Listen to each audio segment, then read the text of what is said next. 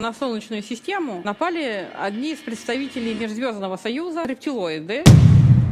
Когда я уже стала взрослой, и у меня начались контакты с остальными представителями Межзвездного Союза, я подробнее расспросила этот момент и узнала много интересных подробностей. В чем они заключались? 12 тысяч лет назад на Солнечную систему напали одни из представителей Межзвездного Союза с планеты Силбет. Это как раз рептилоиды. У них была своя цель вничтожить земную цивилизацию по той причине, что они посчитали, что при создании человеческой расы, они были одни из создателей, в людей первоначально внедрили слишком мало генов их цивилизации, то есть их генотипа. Ну так вот, этот конфликт вошел в острую фазу. 12 тысяч земных лет назад они напали уже военным путем на Солнечную систему. А так как на Земле не было в то время военных кораблей Межзвездного Союза, были просто научно-исследовательские базы, то им удалось уничтожить несколько миллионов людей, еще тогда не было миллиарда, которые жили в то время.